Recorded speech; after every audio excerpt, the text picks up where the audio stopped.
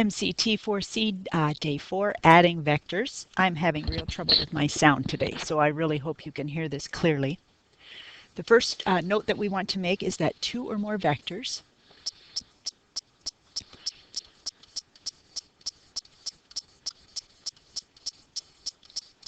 can be added together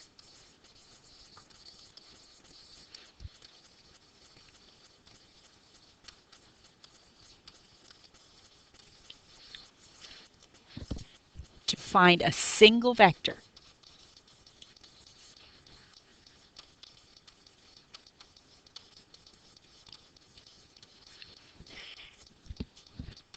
Called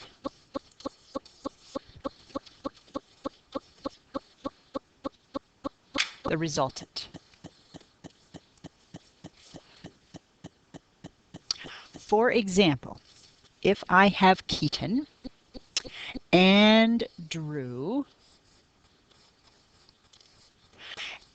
and they add their vectors going in the same direction, they are going to move my piano forward directly without wasting any energy. If Keaton and Drew, however, work against each other, Keaton's much stronger than Drew. We are going to have a resultant that combines the two and is going to be much smaller and inefficient. If Keaton and Drew, come on, are to work somewhat together,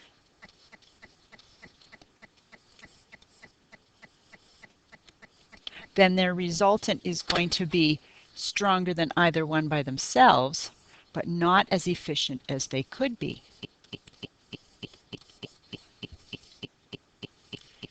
To add 2 vectors together, we always move them from head to tail. So we would start at the tail of U, proceed to the head of U, follow that with, come on you, with the tail of V, there we go, with the tail of V to the tip of V, and the resultant would be start here, end here,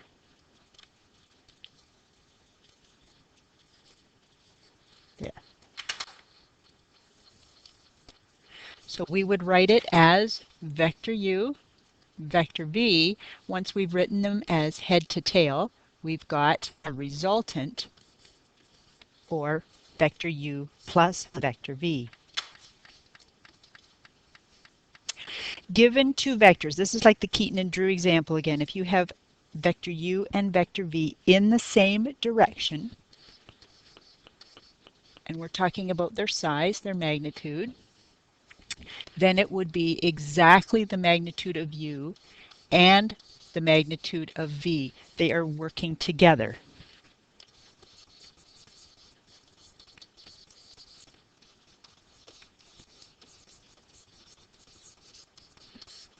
If U and V are in opposite directions,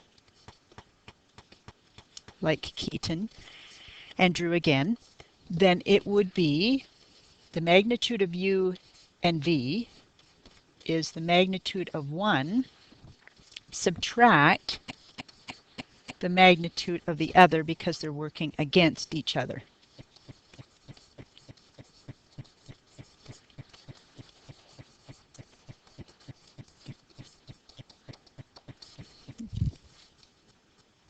If U and V are opposite vectors, they're exactly the same length and working in opposite directions, then vector U plus vector V, sorry about that, is the magnitude of one, magnitude of the other, and if those 2 magnitudes are the same, you're going to get the 0 vector.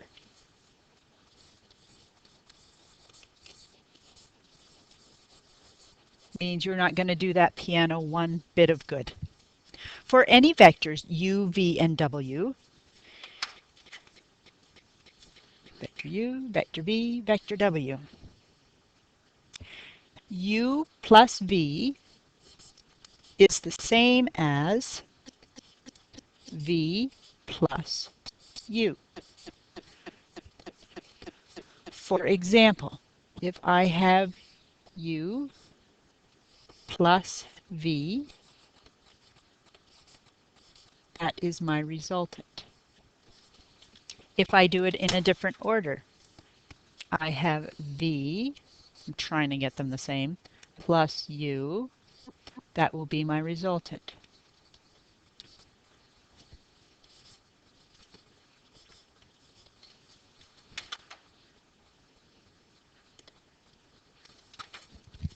Second law, u plus v, whatever answer you get for that, add to vector w, is equal to take vector u and add it to the resultant of the other two.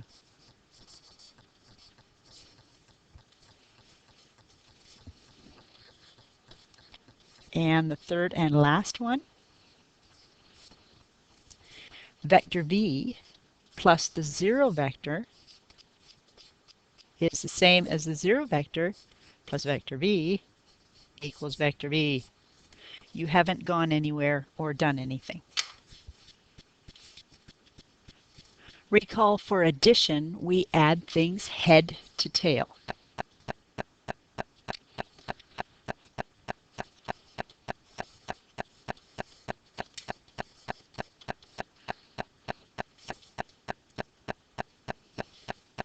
So in this example, we have tip to tail. Here's another guy's tail. There we are. So we would be adding A plus Z, because we've got the tip to tail right there, equals B.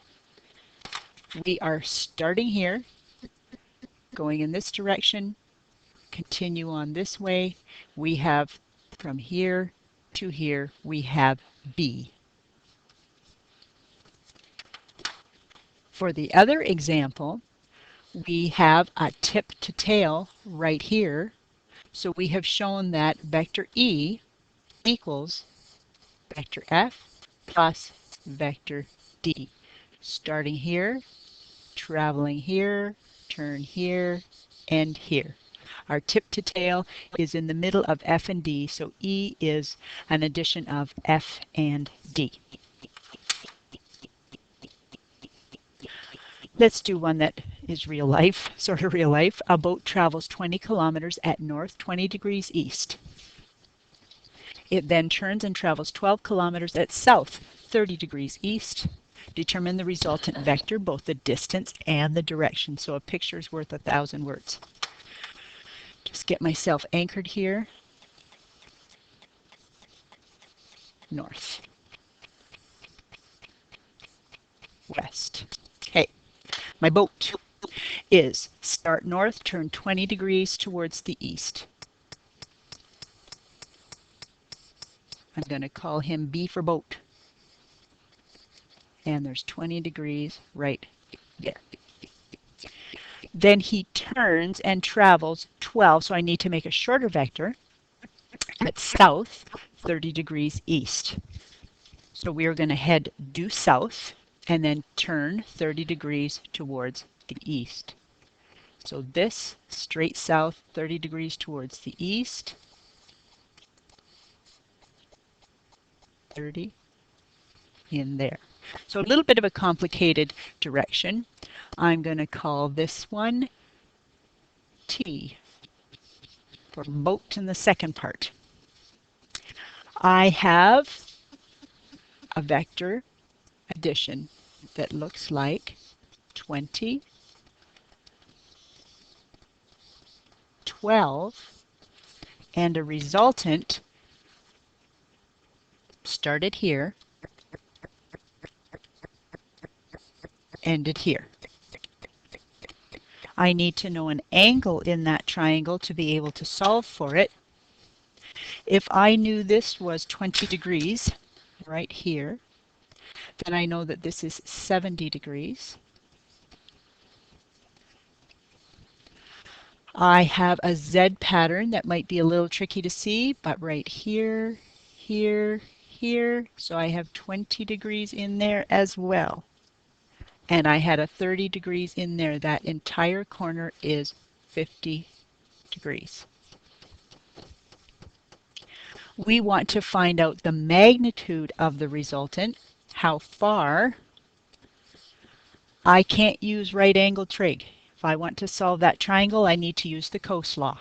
So the magnitude of r squared equals 20 squared plus 12 squared minus 2 times 12 times 20 cos 50.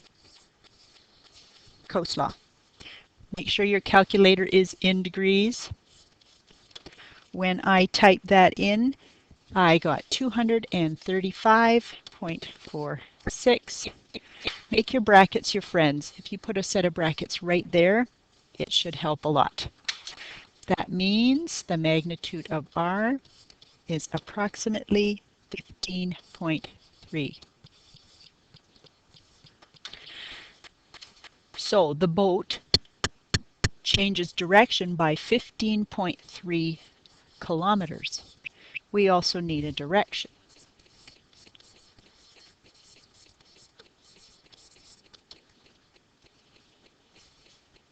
We would like to know the angle right here or right here in order to be able to tell a direction in terms of bearings or north, east.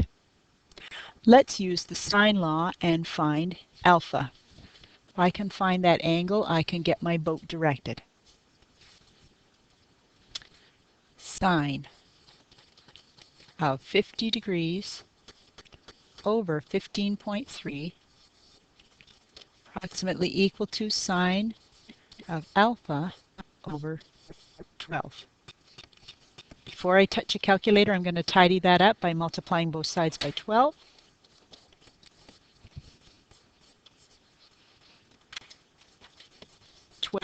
Times sine 50 divided by 15.3. I'm going to do that on my calculator. This is the sine of alpha.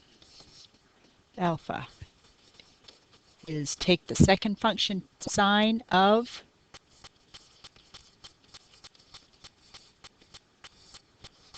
that left side. I have an angle of approximately 43 degrees. Therefore, the resultant of the boat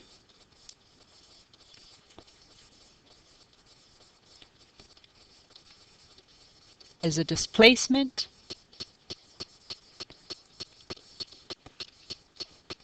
of 15.3 kilometers.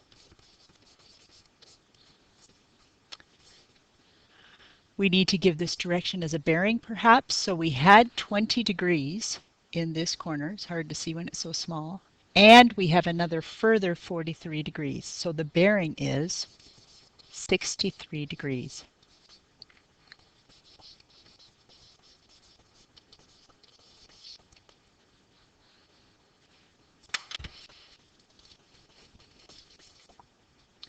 Last example. Wind blows from the west at 20 kilometers per hour. So there's our direction, there's our magnitude. A plane needs to track north. Oops, there's a tricky part right there.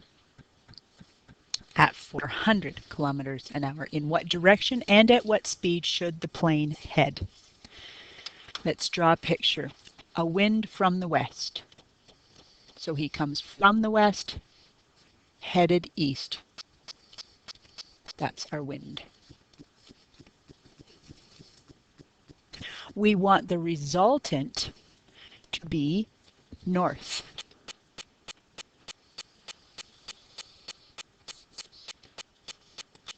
At 400. And we want the pilot to be directed this way. So we put our plane plus the wind And there is our tip to tail. Will give us a resultant right here. I need to know the magnitude of that direction for the plane, and I want to know a direction as well.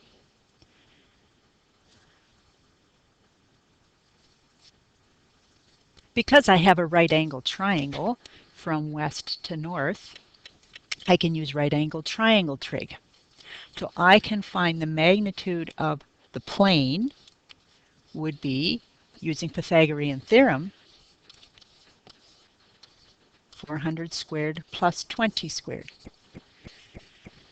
Compared to the resultant, the 400, the 20 is very small, so I would imagine that the plane would head very close to 400 kilometers per hour because that wind isn't pushing it off course a whole lot.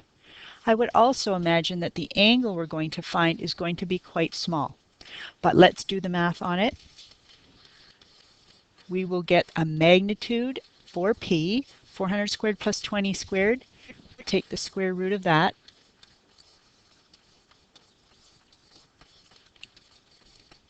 And I get a magnitude of 400.5. The magnitude of P will be kilometers per hour. I'd like to know the angle to tell the pilot. Again, I can use right angle triangle trig. I want theta. I have opposite and adjacent. Tan would be my best choice. Tan theta equals 20 over 400.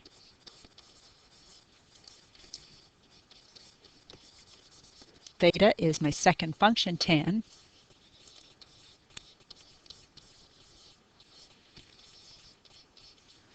Theta is approximately 2.9 degrees. Therefore, our pilot should head at north 2.9 degrees west, or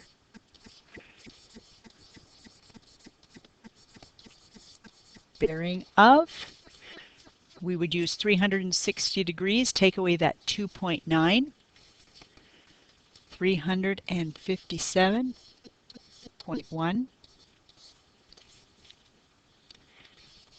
at 400.5 kilometers per hour. It could be helpful to you to read pages 1551, 52, 1 to 18, and 5.6.3.